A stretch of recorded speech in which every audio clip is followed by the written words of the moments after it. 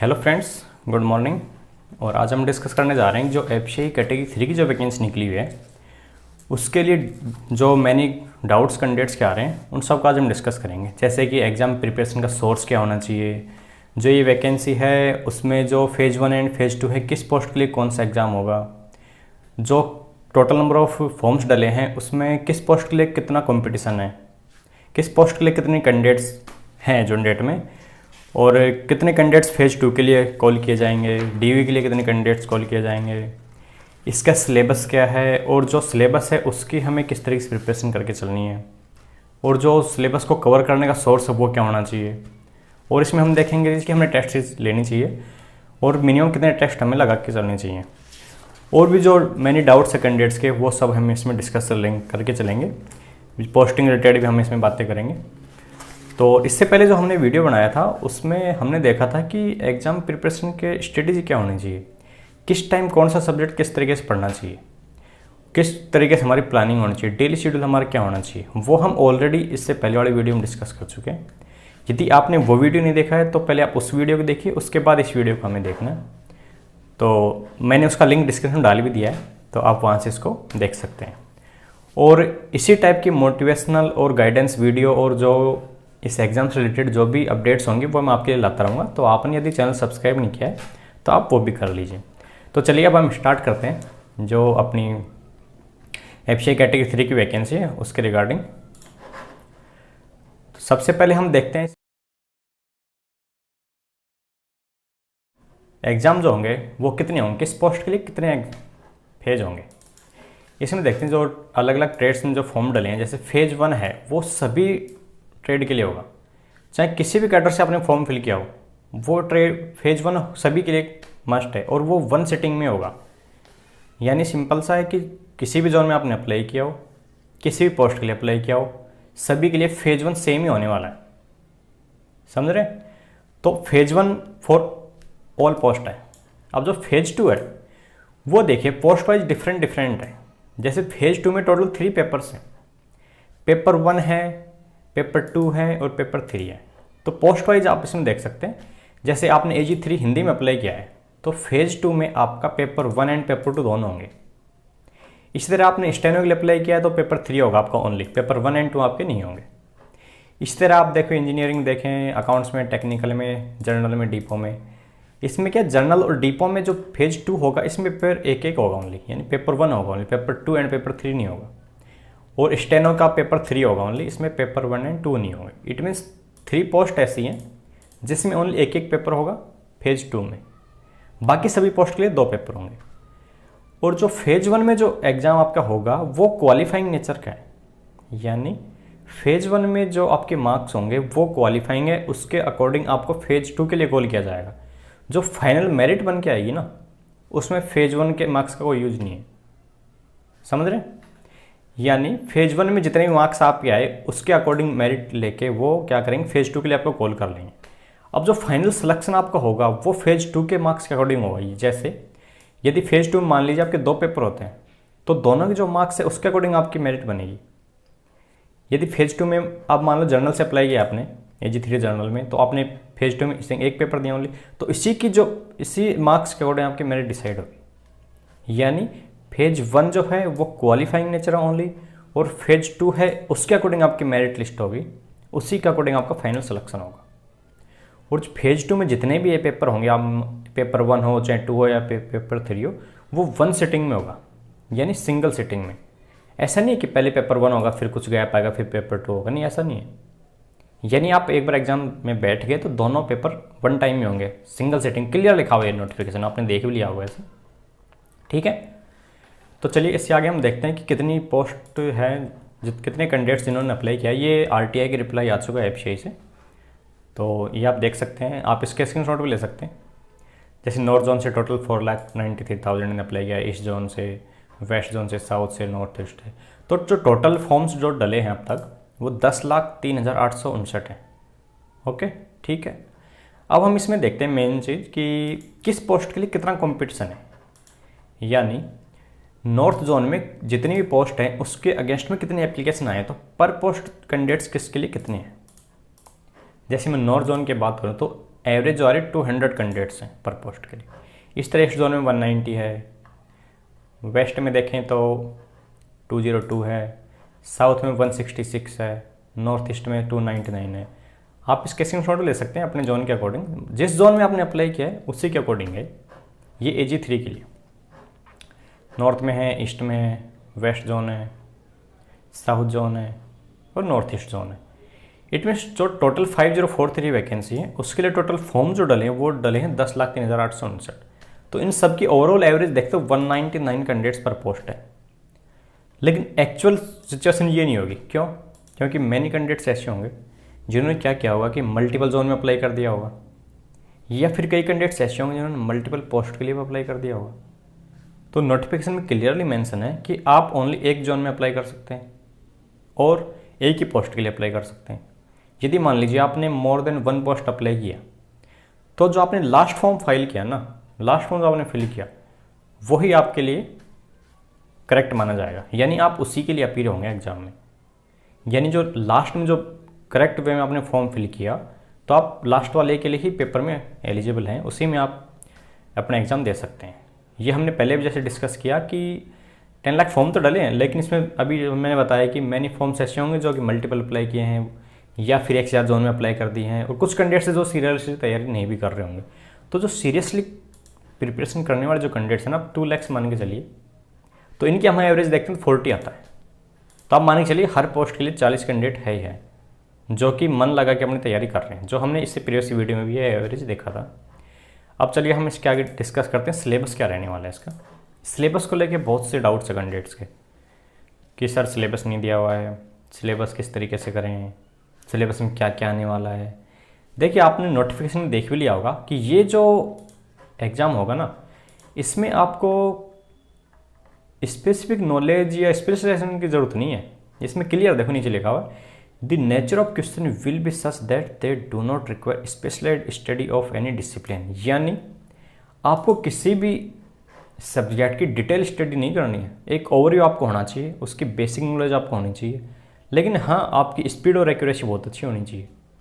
क्योंकि क्लियरली इसमें दिया हुआ है, देखिए वो पहले भी देखा हमने कि 25 क्वेश्चन आप करने 15 मिनट में करने हैं। इसमें जो टाइम होगा वो सेक्शनल टाइम होगा, ठीक है। लेकिन जो कट ऑफ आएगी ना, ये बड़ा डाउट है कैंडिडेट्स का कि सर कट ऑफ जो आएगी वो सेक्शनल आएगी क्या बैंक्स की तरह, या फिर ओवरऑल कट ऑफ आएगी। इसमें आपकी जो कट ऑफ आएगी ना, आउट ऑफ 100 मार्क्स वो टोटल पे आएगी। टाइम आपको सेक्शनल मिल रहा है, लेकिन आपको टोटल मार्क्स जो लेके आने ना फेज 1 को क्लियर करने के लिए, वो ओवरऑल लेके आने, ठीक है। तो ये आप सिलेबस देख सकते हैं, इसका आप स्क्रीनशॉट भी ले सकते हैं। जैसे इंग्लिश का ये सिलेबस है, रीडिंग कॉम्प्रहेंशन है, क्लोज टेस्ट है, फिलर्स है, ये जो भी है, रीजनिंग एबिलिटी का ये सिलेबस है आपका। स्क्रीनशॉट ले लीजिए, आप इसके अकॉर्डिंग अपनी प्रिपरेशन करें। ये मैथ का आप देख सकते हैं। अच्छा, मैथ में एक सबसे बड़ा डाउट ये आ रहा है कि सर एडवांस मैथ भी करके चलनी आएगा। नहीं, आपको अर्थमेटिक मैथ को ही बिल्कुल अच्छे तरीके से करके चलना है। मतलब आपके बिल्कुल कंठस्थ होनी चाहिए वो, आपकी स्पीड भी उसमें होनी चाहिए और एक्यूरेसी साथ में होनी चाहिए। तो आपको एडवांस मैथ इतना ज़्यादा जानने की जरूरत नहीं है। अब जीएस की बात करते हैं, जीएस में बड़े डाउट्स है कैंडिडेट्स का कि सर जीएस का सिलेबस क्या है, जीएस कहाँ किससे करके चलें, वो देखते हैं। देखो इसमें भी क्लियर मेंशन है कि जीएस में जो आपकी history, geography, economics, general science आएगी वो एक बेसिक लेवल की, यानी 8th लेवल तक की आएगी। ऐसा नहीं आप यूपीएससी लेवल तक चलेंगे, आप सोचेंगे नहीं बिल्कुल भावना में बह गए, डिटेल स्टडी करें। नो, ऐसा आपको कुछ भी करने की नीड नहीं है। दूसरा करंट अफेयर, जो इसमें 5 क्वेश्चन आएंगे, जो आपने सिलेबस में भी देखा इस तरह ये करंट अफेयर के 5 क्वेश्चन होंगे। तो करंट अफेयर कितने डेज का करके चलें, ये भी बड़ा डाउट्स है आपका। तो करंट अफेयर देखिए, मेनली जो मैं आपको एडवाइस करना चाहूँगा कि नॉर्मली 6 मंथ आपका करंट अफेयर कवर हो जाता है, बट आप सेफ साइड चलिए, 1 ईयर का करंट अफेयर करके चलिए। इसमें किसी भी यूट्यूब चैनल का आप लास्ट 1 ईयर का करंट अफेयर देखेंगे, उसको 2-3 टाइम्स देख लिए, और जो आपको इंपॉर्टेंट लगे उसको आप नोट भी कर सकते हैं। तो ऐसा नहीं कोई स्पेसिफिक करंट अफेयर चैनल है, स्पेसिफिक यूट्यूब पे वीडियो डाला हुआ है कि जो एफसीआई रिलेटेड ही करवा, नहीं ऐसा नहीं है। आप किसी को भी देख लीजिए, लेकिन उसको 2-3 टाइम्स देखिए, कंप्लीट क्वेश्चन देखिए आप उसके, और जो इंपॉर्टेंट लेंगे उसको नोट भी कर लीजिए। तो उसमें आपके जो 5 क्वेश्चन आने, ज़्यादा क्वेश्चन आने नहीं है, वो आपके कवर हो जाएंगे, समझ रहे हैं। तो करंट अफेयर 5 क्वेश्चन होंगे, और जो जीएस के बाकी सब्जेक्ट रहेंगे उसमें 8th लेवल तक आपको करके चलना है। इसमें क्या क्या सोर्स से क्या क्या स्टडी करेंगे हम आगे देखते हैं अभी। तो ये सिलेबस आई थिंक आपने स्क्रीनशॉट ले लिया होगा। तो चलिए, ये ऑलरेडी हमने देख लिया कि किस पोस्ट के लिए कितने एग्ज़ाम होंगे, ये हमने फर्स्ट में ही देखा सिलेक्शन प्रोसेस में। इसके बाद आता है कि कैंडिडेट्स की ये बड़ा डाउट है कि सर एक से ज़्यादा पोस्ट के लिए अप्लाई कर दिया तो हम कौन से पोस्ट के लिए अपने एग्ज़ाम में बैठेंगे। तो ये मैंने ऑलरेडी बता दिया कि लास्ट टाइम जो आपने फॉर्म डाला ना, आप उसके लिए एलिजिबल हैं। ओके, इसके बाद ये भी डाउट्स आता है कि सर एग्ज़ाम डेट कब है। देखिए, एज ऑन डेट जो एग्ज़ाम डेट आई हुई है ना, मोस्टली आप मान के चलिए जनवरी 2023 में आपका एग्ज़ाम होना है, ये आगे नहीं होगा। आप ये मान के चलिए, आप ऐसा ना सोचेंगे सर एग्ज़ाम एक्सटेंड हो सकता है तो हमें और टाइम मिल जाएगा, नहीं, आप फाइनली जैन मान के चलिए उसमें आपका एग्ज़ाम हो ही जाना है। ठीक है, इसके बाद भी कैंडिडेट्स का भी डाउट्स आता है कि सर एडमिट कार्ड कब आएंगे। इसके एग्ज़ाम से 10 दिन पहले ही एडमिट कार्ड आते हैं, ये नोटिफिकेशन में क्लियर मेंशन भी है कि एग्ज़ाम जब भी होगा आपका, जैसे जैन में है तो उसके 10 दिन पहले आपको एडमिट कार्ड मिल जाएगा। ठीक है, एक ये भी कैंडिडेट्स पूछते हैं कि सर नेगेटिव मार्किंग है कि नहीं है। देखिए, नोटिफिकेशन में क्लियर मेंशन है कि नेगेटिव मार्किंग है, 1/4 इसमें नेगेटिव मार्किंग आपकी रहेगी। 1 नंबर का एक क्वेश्चन है, यदि आप रॉन्ग करते हैं तो 1/4 नेगेटिव होगा। देखो इसमें क्लियर है, there will be negative marking of 1/4, यानी 1/4 आपके मार्क्स माइनस में होंगे यदि आप रॉन्ग आंसर करते हैं तो। ठीक है, यदि आप ब्लैंक छोड़ते हैं तो आपको कोई नेगेटिव नहीं होगा। इस तरह ये फेज़ 2 में भी होगा, फेज़ 2 में भी नेगेटिव मार्किंग है, 1/4 ही उसमें भी। इसमें भी नीचे क्लियर मेंशन है कि फेज़ 2 में भी यदि आप रॉन्ग क्लिक करते हैं तो भी आपके 1/4 नेगेटिव डिडक्ट किए जाएंगे। ठीक है, ये आपने इसमें देख लिया होगा कि there will be negative marking of 1/4 of the mark assign to the question in phase 2। ठीक है, ऐसा नहीं फेज़ 2 में नेगेटिव नहीं होगा, वहाँ पे भी नेगेटिव है। इसके बाद देखते हैं कि कई कैंडिडेट्स ये भी पूछते हैं कि सर इंटरव्यू है या नहीं है। देखिए, जो AG3 की जो वैकेंसी निकली है ना, ये क्लर्क लेवल की वैकेंसी है, इसमें इंटरव्यू नहीं है, इसमें फेज़ 1 एंड फेज़ 2 है। तो फेज़ 1 क्वालिफाइंग नेचर का है, उसके अकॉर्डिंग आपको फेज़ 2 के लिए कॉल किया जाएगा। फेज़ 2 में जो आपके मार्क्स होंगे उसके अकॉर्डिंग मेरिट बनेगी और उसके अकॉर्डिंग आपको DV के लिए बुला लिया जाएगा, डॉक्यूमेंट वेरिफिकेशन के लिए, और फिर उसके बाद आपका फाइनल सिलेक्शन हो जाएगा। ठीक है, तो AG3 की वैकेंसी में इंटरव्यू नहीं है, लेकिन हाँ, जो कैटेगरी 2 की वैकेंसी निकली है, यानी जो मैनेजर्स की वैकेंसी निकली MT की, मैनेजमेंट ट्रेनिंग की, उसमें फेज़ 1, फेज़ 2 और इंटरव्यू भी है उसमें, उसके बाद उनका डॉक्यूमेंट वेरिफिकेशन। ठीक है, तो AG3 में इंटरव्यू नहीं है। आगे देखते हैं कि एग्ज़ाम जो है अपना फेज़ 1 एंड फेज़ 2, ये भी कई बार कैंडिडेट्स पूछते हैं सर एक ही डेट में दोनों हो जाएंगे क्या।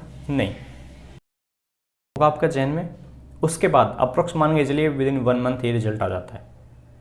जैसे फेज़ 1 का रिजल्ट आता है उसके बाद फेज़ 2 की डेट आएगी, उसके बाद फेज़ 2 का आपका एग्ज़ाम होगा। ठीक है, तो अप्रोक्स मान के चलिए फेज़ 1 होने के एग्ज़ाम होने के 1 मंथ बाद उसका रिजल्ट आता है और उसके नेक्स्ट 1 मंथ उसका फेज़ 2 का एग्ज़ाम होता है। तो अप्रोक्स आपको 2 मंथ का बीच में गैप मिलेगा, मैक्सिमम 2 मंथ ही मान के चलिए, इससे ज़्यादा नहीं मिलेगा। आप ये भी मान के चलिए, ऐसा नहीं कि आप सोचो कि नहीं फेज़ 2 के लिए ज़्यादा टाइम मिलेगा, ज़्यादा टाइम नहीं मिलता है उसके लिए, यानी ज़्यादा गैप नहीं होता है। इसके बाद बहुत से कैंडिडेट्स ये पूछते हैं कि सर ये सभी पोस्ट के लिए एक ही एग्ज़ाम होगा फेज़ 1 में या डिफरेंट एग्ज़ाम होंगे। तो मैंने पहले बताया जैसे कि फेज़ 1 है वो सभी पोस्ट के लिए सेम है, एक ही एग्ज़ाम होगा, एक ही दिन में होगा। ठीक है, तो आपका फेज़ 1 सभी पोस्ट के लिए, किसी भी पोस्ट के लिए आपने अप्लाई किया हो, एक ही एग्ज़ाम होगा, एक दिन में ही होगा, डिफरेंट नहीं। ओके, दूसरा कट ऑफ का डाउट आता है कि सर सेक्शनल कट ऑफ होगी, तो सेक्शनल कट ऑफ इसमें नहीं होगी। ओवरऑल मार्क्स फेज़ 1 में आपको चाहिए, ओवरऑल मार्क्स के अकॉर्डिंग आपके फेज़ 1 में कट ऑफ आएगी, सेक्शनल कट ऑफ नहीं है। और स्पेसिफिक सब्जेक्ट के मिनिमम मार्क्स की इसमें नीड नहीं है, यानी सेक्शनल मार्क्स नहीं चाहिए आपको। Post wise cut off different होगी, यस, क्योंकि पोस्ट वाइज तो उनको कैंडिडेट्स बुलाने हैं ना, क्योंकि फेज़ 1 में जितने कैंडिडेट्स होंगे उसमें से कुछ सिलेक्टेड कैंडिडेट फेज़ 2 में बुलाए जाएंगे, ये रेशो फिक्स किया हुआ है। यानी जितनी भी वैकेंसी हैं उसके 15 टाइम्स कैंडिडेट्स फेज़ 1 में पास किए जाएंगे, समझ रहे। यानी किसी पोस्ट के लिए एक पोस्ट है कोई, तो उसके लिए 15 कैंडिडेट्स होंगे जो कि फेज़ 1 क्लियर करके फेज़ 2 में पहुंचेंगे। ये एक रेशो फिक्स किया हुआ है, ये नोटिफिकेशन में आप देख सकते हैं कि फेज़ 2 में जो कैंडिडेट्स कॉल किए जाएंगे वो 15 टाइम्स होंगे। ये नोटिफिकेशन मेंशन, आप इसमें रीड करेंगे तो आपको मिल जाएगा। ठीक है, तो पोस्ट वाइज डिफरेंट होगी कट ऑफ फेज़ 1 की, क्योंकि 15 टाइम्स से कैंडिडेट्स उसको फेज़ 2 में कॉल करने हैं। दूसरा जोन वाइज कट ऑफ भी डिफरेंट होगी। क्योंकि zone wise post different different obviously है। ठीक है, फेज 1 क्वालिफाइंग नेचर का है, फाइनल मेरिट में इसका यूज नहीं है। फेज 2 का ही एग्जाम होगा, वो अपने मेरिट में यूज आएगा। और जो फेज 1 और फेज 2 है उसमें सभी फेज में आपको कंपलसरी अपीयर होना है। यानी ऐसा नहीं कि आप सोचें फेज 1 ना हो कि फेज 2 में डायरेक्ट होंगे, ऐसा नहीं है। यानी क्लियर नोटिफिकेशन में मेंशन है कि आपको सभी फेज में अपीयर होना कंपलसरी है। यानी फेज 1 में आप अपीयर होते हैं, उसको आप क्वालिफाई कर पाते हैं, तभी आप फेज 2 के लिए कॉल किए जाएंगे। ठीक है, फेज 2 के लिए 15 टाइम्स बंदे बुलाए जाएंगे, यानी एक पोस्ट के लिए 15 कैंडिडेट्स फेज 2 के लिए कॉल किए जाएंगे। उसके बाद जब आपका फेज 2 भी आप मान क्लियर कर लेते हैं तो डॉक्यूमेंट वेरिफिकेशन के लिए जर्नली 3 टाइम्स कैंडिडेट्स कॉल किए जाते हैं। यानी मान लीजिए एक पोस्ट है तो उसके लिए 3 कैंडिडेट्स फेज 2 में क्लियर किए जाएंगे, पास किए जाएंगे, और 3 कैंडिडेट्स को डॉक्यूमेंट वेरिफिकेशन में कॉल किया जाएगा। यानी मे भी उसका रीजन होता है कि कई कैंडिडेट्स मान लीजिए कि डॉक्यूमेंट वेरिफिकेशन में ही आउट हो जाते हैं तो सेकंड कैंडिडेट्स को ले लिया जाएगा। यानी 3 टाइम्स कैंडिडेट्स होंगे वो डॉक्यूमेंट वेरिफिकेशन के लिए कॉल किए जाएंगे। ये नोटिफिकेशन क्लियर मेंशन है, आप उसमें देखेंगे तो आपको मिल भी जाएगा। ठीक है, तो चलिए इसके आगे हम देखते हैं कि कई कैंडिडेट से पूछ रहे हैं कि सर फॉर्म फाइलिंग से ज्वाइनिंग तक कितना टाइम लग जाता है। तो अप्रोक्स आप मान के चलिए 1 ईयर लग जाता है कंप्लीट ये सिलेक्शन प्रोसेस है। जैसे आप सितंबर में स्टार्ट हुए इसके फॉर्म्स वगैरह, तो आप मान के चलिए नेक्स्ट अगस्त सितंबर तक आपको ज्वाइनिंग मिल जाती है। एक अप्रोक्स आइडिया इस चीज़ का है।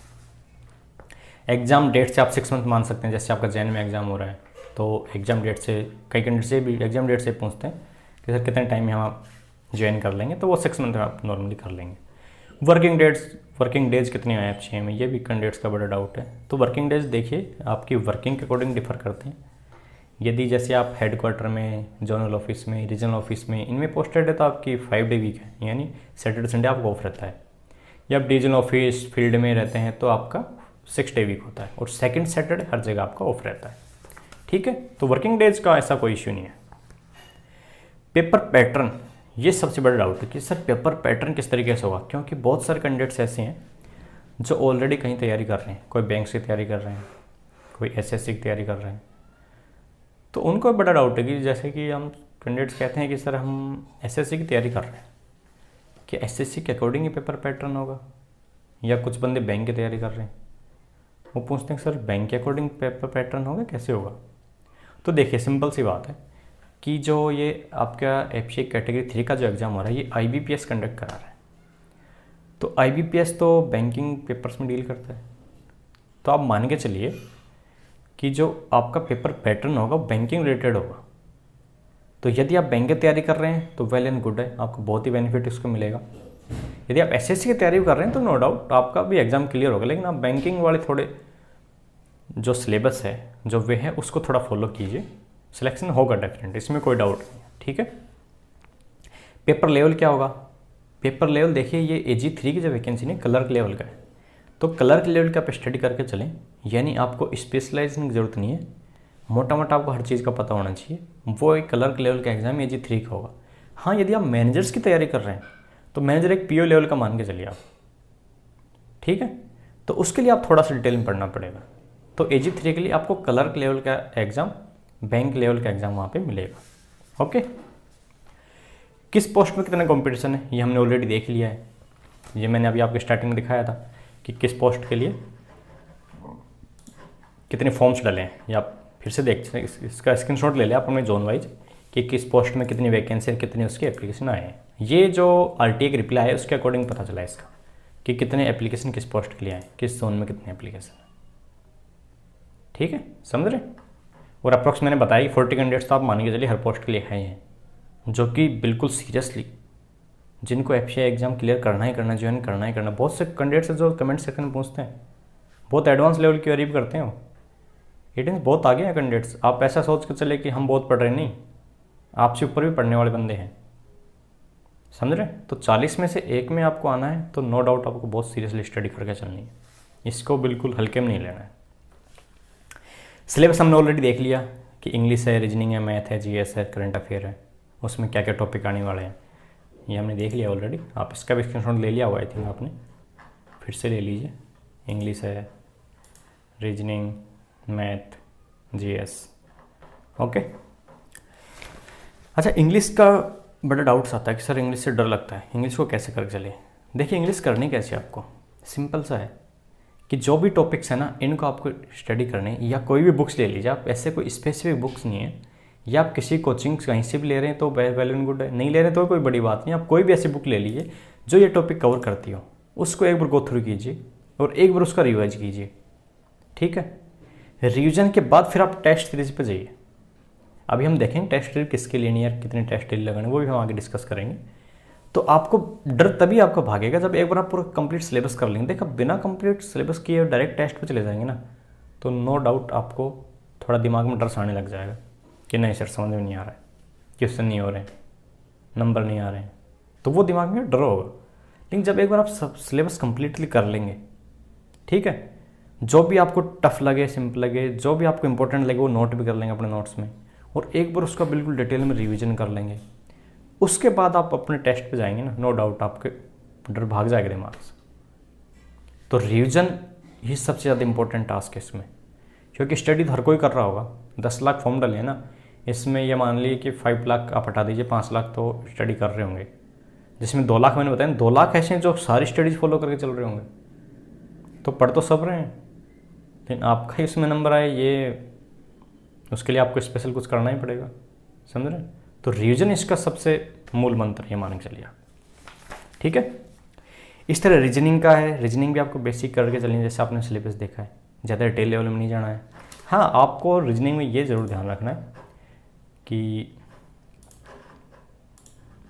जैसे पजल है, सिटिंग अरेंजमेंट है, इसके क्वेश्चन मस्ट आते हैं, तो इसमें थोड़ी ग्रिप आप अच्छी बना के चलिए। यदि ये आपकी बहुत अच्छी है ना, तो नो डाउट आपके काफ़ी क्वेश्चन हो जाएंगे, 5 से 10 क्वेश्चन आपके इसके हो ही जाएंगे। 10 क्वेश्चन आप मान के चलिए पजल और सिटिंग अरेंजमेंट का ही जाने, और यदि आपकी अच्छी स्पीड है तो आप उसको तुरंत कर लेंगे। ठीक है, तो इस पर थोड़ा सा फोकस करिए चलिए इस टॉपिक पे। ठीक है, अब मैथ देखिए, कई कैंडिडेट्स पूछते हैं सर एडवांस मैथ भी करनी है? नहीं, आपको एडवांस करने की कोई नीड नहीं है। आप अर्थमेटिक कीजिए और उसको बिल्कुल समझ के चलिए, मतलब ऐसे रटने वाली चीज़ तो ये है नहीं। अब कई कैंडिडेट्स ऐसे हैं कि सर हम तो फ्रेशर हैं, मैथ से बहुत डर लगता है, तो देखिए मैं एक बुक सजेस्ट करना चाहूँगा आपको, वो फ्रेशर्स के लिए है, यानी बेसिक लेवल की ओनली हो, कि RS अग्रवाल करके बुक आती है, आप वो ले लीजिए। उसके कंप्लीट क्वेश्चन स्टार्टिंग से लास्ट तक आप एक बार कर दीजिए, आपके मोटा मोटा मैथ समझ में आ जाएगी और आपका डर काफ़ी हद तक दूर हो जाएगा। और ये मानिए कि उसमें से ही ज़्यादातर क्वेश्चन आपके आ जाएंगे।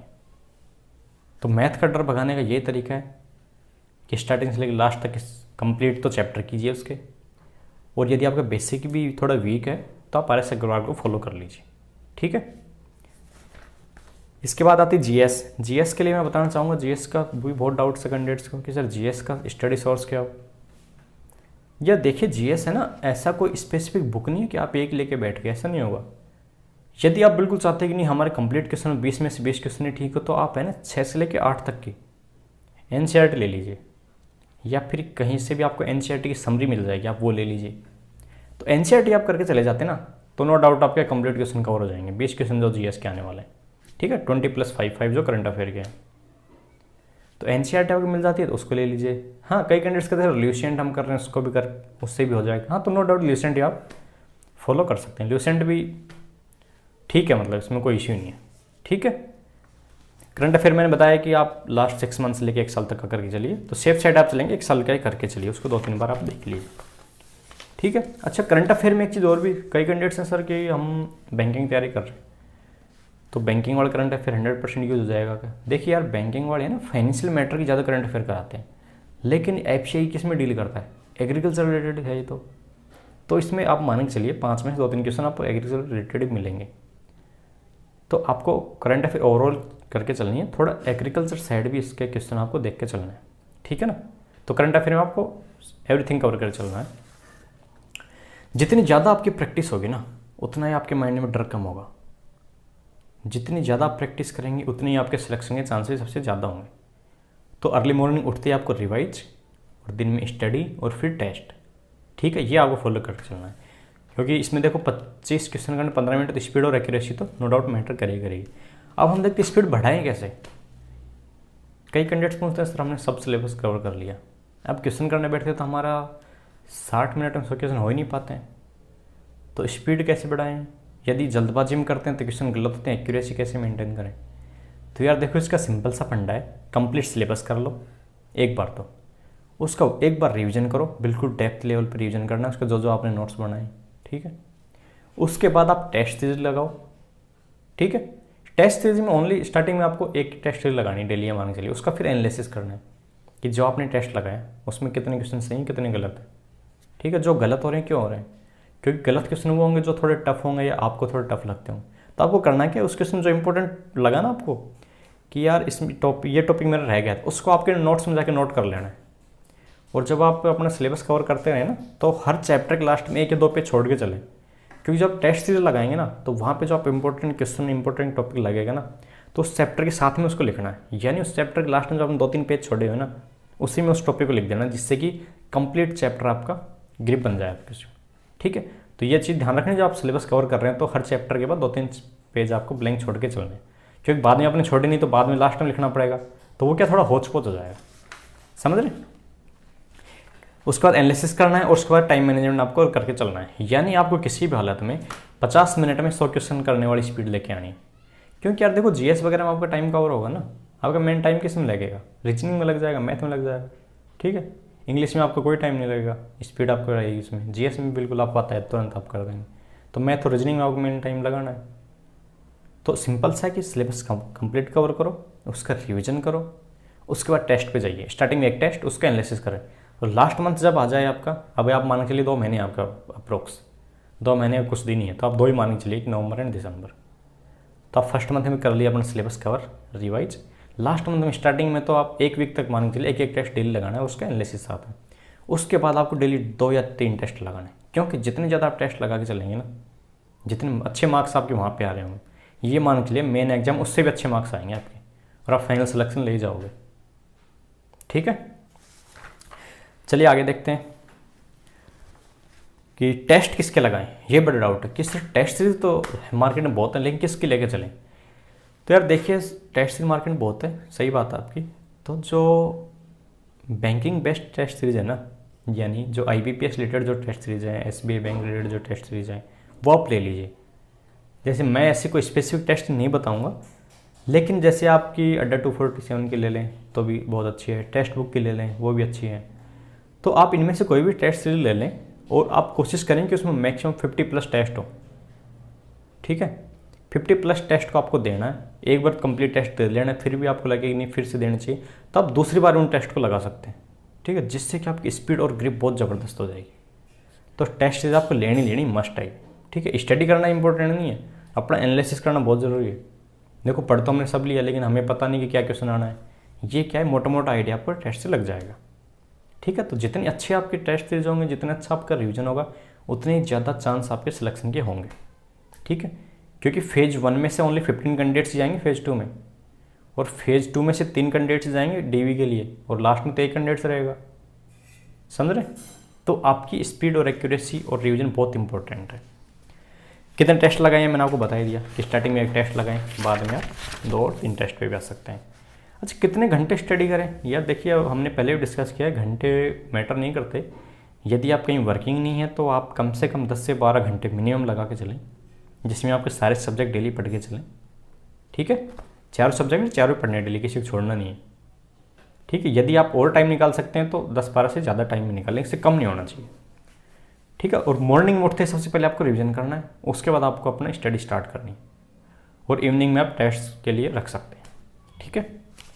यदि आपका पहले सिलेबस कवर हो रखा है तो टेस्ट सीरीज आप आज से ही फॉलो कर सकते हैं, ओके। अब एक डाउट आता है कि सर हम तो जॉब वाले कैंडिडेट्स हैं, जैसे कि हमारे पास तो टाइम है नहीं, तो हम कैसे करके चलें, क्या हम भी क्रैक कर सकते हैं एग्जाम को? यस, नो डाउट, जॉब वाले कैंडिडेट्स भी क्रैक कर सकते हैं। क्योंकि मैंने भी जब एग्जाम क्रैक किया ना, मैं भी कहीं और वर्किंग था, तो मैंने भी इस तरीके से एक स्ट्रेटेजी बनाई, जो मैंने ऑलरेडी डिस्कस की इससे पहले वाली वीडियो में, आपको देखेंगे उसमें क्लियर होगा आपका, कि आप भी एक स्टडी कि आप एक प्लान बना के चलें, डेली शेड्यूल बना के चलें, और एक प्रॉपर वे में आप चलेंगे ना, तो नो डाउट आप भी क्रैक कर जाएंगे इसको। तो जो बंदे जॉब करते हैं वो भी मॉर्निंग इवनिंग में टाइम निकालें, सिलेबस एक बार गो थ्रू जरूर करें, और वो भी टेस्ट सीरीज फॉलो करें, ठीक है। वो 10-11 घंटे नहीं निकाल पाएंगे, लेकिन नो डाउट आपको भी सुबह शाम जिस टाइम आपको टाइम लगे कि यस आप उस टाइम फ्री हैं, तो वो टाइम निकालें। आप सोशल मीडिया से थोड़े से दूर हो जाएं 2 महीने के बाद ओनली, ये व्हाट्सएप फेसबुक सब छोड़ दें, ठीक है, 2 महीने आप लगाइए, नो डाउट आपका सिलेक्शन हो जाएगा। तो जॉब वाले बंदे भी ऐसा ना सोचेंगे नहीं सर हमारे पास तो टाइम नहीं है, हम तैयारी नहीं कर पाते हैं, बाकी कैंडिडेट्स के पास बहुत टाइम नहीं, आप भी करेक्ट कर सकते हैं। ठीक है, इसमें ट्रेनिंग का बड़ा डाउट होता है कि ट्रेनिंग कितने दिन की होती है। तो यार देखिए, मैनेजर्स की जो है ना उसकी 6 मंथ की ट्रेनिंग होती है। उसके लिए एक इंस्टीट्यूट फिक्स किया हुआ है, इंस्टीट्यूट ऑफ फूड सिक्योरिटी जो है, जो गुड़गांव में 6 मंथ की ट्रेनिंग होती है। 2 मंथ की IFS training, 4 month field training. लेकिन जो AG3 होंगे ना, जितने भी रिक्रूट होंगे, उनकी क्या है कि फील्ड में ट्रेनिंग होती है डायरेक्टली, यानी जहाँ पे वो पोस्टेड होंगे ना वही अप्रॉक्स 1 मंथ की ट्रेनिंग उनकी हो जाती है। ठीक है, तो ट्रेनिंग उनकी डायरेक्ट फील्ड में ही होती है।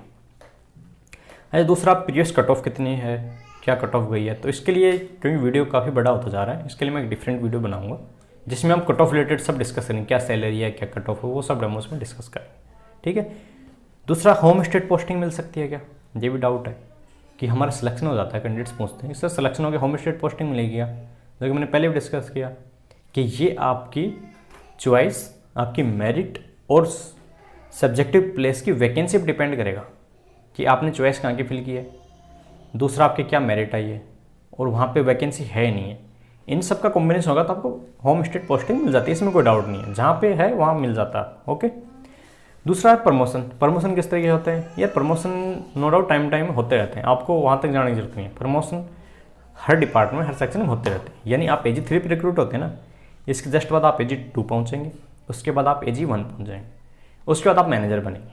ठीक है, मैनेजर की नेक्स्ट प्रमोशन AGM होता है और AGM का नेक्स्ट प्रमोशन DGM होता है। इस तरीके से क्या हायरार्की चलती होती है। तो प्रमोशन बहुत अच्छे हैं, इसमें आपको कुछ सोचने की जरूरत नहीं है। अच्छा, दूसरा कैंडिडेट ये पूछता है सैलरी कब से मिलना स्टार्ट होती है। यार इसमें डिफेंस और बाकी अदर एग्जाम्स की तरह नहीं है कि ट्रेनिंग कंप्लीट होने के बाद आपको एक साथ सैलरी मिलेगी, नहीं, आपको डे 1 ज्वाइनिंग से ही सैलरी स्टार्ट हो जाती है। यानी जब से आपने ज्वाइन किया उसके नेक्स्ट मंथ से आपकी सैलरी आना स्टार्ट हो जाती है, वहीं पे AG3 की ट्रेनिंग होगी फील्ड में ही, वहीं आपकी सैलरी कंटिन्यू होती रहती है। ओके, दूसरा ये भी पूछते हैं कैंडिडेट्स कि सर जैसे बैंक्स की तरह कोई बॉन्ड भी भरना होता है कि इसमें, कि हमने ज्वाइन कर लिया है, कि ऐसा तो नहीं कि कुछ मिनिमम ईयर्स का बॉन्ड फाइल करना है, नहीं, बॉन्ड का कोई सिस्टम नहीं है, बस आपको नो डाउट स्टडी करके ज्वाइन करना है। तो बैंक्स की तरह नहीं है कि आपको बॉन्ड भी इसमें एग्जीक्यूट करना है, नहीं। और भी कई क्वेश्चन जो हैं जो मैंने नहीं लिए होंगे या कोई क्वेरी आपकी रह गई होगी तो आप कमेंट सेक्शन में डाल सकते हैं, वह मैं आपको रिप्लाई कर दूँगा। ठीक है, तो बिल्कुल अपन मन लगा के प्रॉपर वे में स्टडी करें। आपके पास 2 मंथ है, सबसे पहले सिलेबस कवर करें, उसका रिवीजन करें, उसके बाद टेस्ट पे जाएं। ठीक है, और जितनी आपको लगे कि नहीं अभी स्पीड नहीं आ रही है, अभी कॉन्फिडेंस नहीं आया, ग्रिप नहीं बनी, तो बार बार टेस्ट लगाते रहें। और रिवीजन तो मान के चलिए जितना कम रिवीजन आप कर रहे हैं उतना ही कम है, जितना ज़्यादा आप रिवीजन करेंगे उतना ही बेस्ट आपके लिए। तो मैक्सिमम टाइम आपको टिप्स पे लानी है वो चीज़ें, यानी कि मोटी सी बात है कि जैसे कोई क्वेश्चन आए आपको उसका आंसर याद होना चाहिए, इतनी अच्छी ग्रिप बनानी है आपको।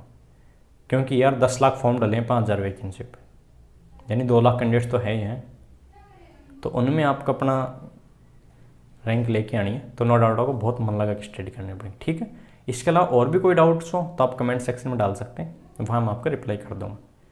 और इससे रिलेटेड जितने भी गाइडेंस वीडियो होंगे, जो भी अपडेट्स मेरे को देनी होंगी इससे एग्जाम रिलेटेड, वो मैं और भी वीडियो लाता रहूँगा आपके लिए। और भी कोई क्वेरी होगी तो वो भी मैं आपकी लेता रहूँगा। तो आप प्लीज़ चैनल सब्सक्राइब कर लीजिए, और यदि ये वीडियो आपको अच्छा भी लगा हो तो आप इसको लाइक कर सकते हैं। ठीक है, तो चैनल सब्सक्राइब कीजिए, वीडियो लाइक कीजिए और अपने फ्रेंड्स के साथ भी शेयर कीजिए। Okay, thank you.